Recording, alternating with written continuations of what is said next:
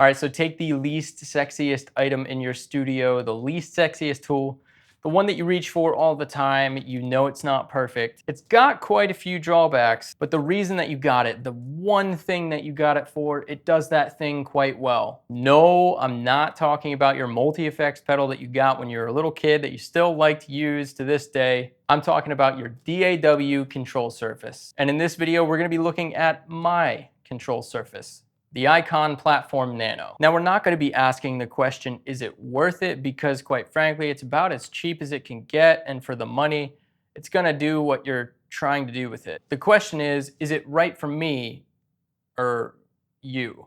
Shameless plug alert. It really helps me out when you guys hit the like button, leave a comment, or subscribe to the channel. I didn't understand just how much that really helps the channel out when you do that. So it'd be a huge favor to me if you went ahead and did that for my videos. And please consider supporting the channel further at thestevekinney.com, where I've just launched my new Luna Mix templates, as well as my Console Classics and Heritage Classics packs. It's a great way to help me make more videos like this, and I greatly appreciate it. Let's talk about the Platform Nano.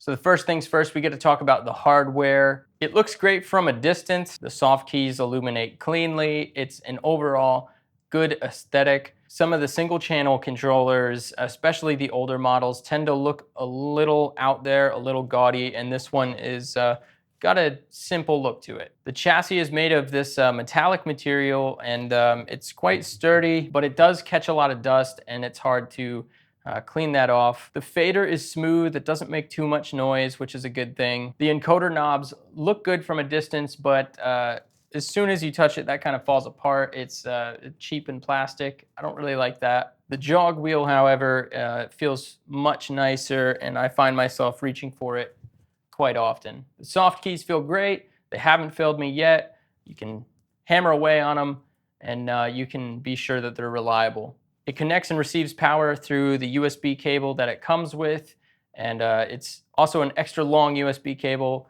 So that's really helpful for making extended cable runs and trying to keep things tidy at your computer. I know I like to run everything around the back so I don't see it and it's not in my way. So big kudos to them for including a longer cable there. The unit remains really firm on my desk here. As long as you keep your surface clean, it's gonna stick to the surface really well and not move. But that being said, the LCD is virtually useless. I have to lean over and try to take a quick peek at it, and honestly, I just don't use it unless I'm right over top of it, which I'd never be. So that said, they do make an external LCD attachment that attaches to the back of the unit.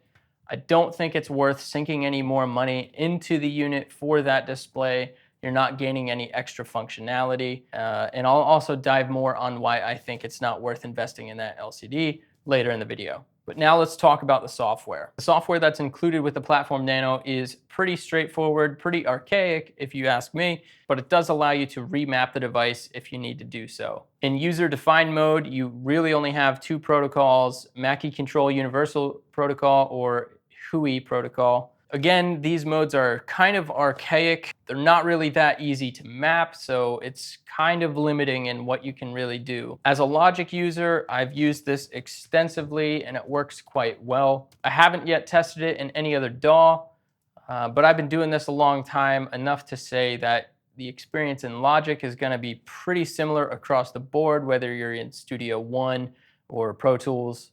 Which leads me to talk about what it actually does well as a controller. So what I find myself using all the time is the transport controls, using the controller to start my recording, solo, mute, obviously use the fader, writing, touching, latching automation, zooming in on the project, and looping parts of the project. That's about it.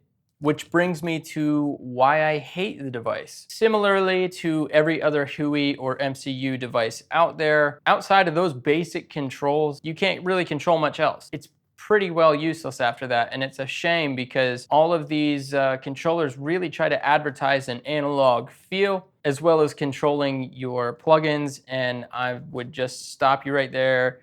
That's pretty much useless. Yes, you can map some of these encoders to some switches and knobs on something like 1176 plugin inside of Logic. However, it's very clunky and it just kind of breaks some of the other functionality. And 100%, I very rarely ever use those encoder knobs. I'm telling you, I just don't really use it. Again, it's the transport controls, mute solo, using it to write automation, and the fader. And that's great because it really does connect me to my mix, but all of the other advertised features about the device is pretty well useless. And this really leaves me dreaming and hoping for more from manufacturers. SSL has made huge strides in this arena recently with the 360 software and the way that the UC1 is dedicated to their plugins, as well as how the UF8 maps to other plugin manufacturers' plugins. I think that's pretty cool. Which brings me to why I love the device.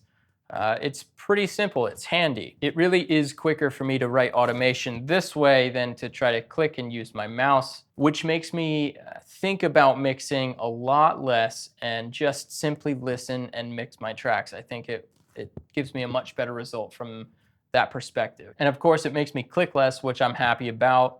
Anytime I can click less and feel more, I think I'm gonna have a better mix and a better experience. Which brings me to my final thoughts here. I really do think it's a great device for the money if you know what you're looking for, if you know what you're getting. If you're looking to pick up a controller like this so that you feel a bit more connected to your mix, maybe simplify a few simple commands, as well as clicking less often and speeding up the writing of automation data, then you're probably like me and you're gonna enjoy using this device while you use it.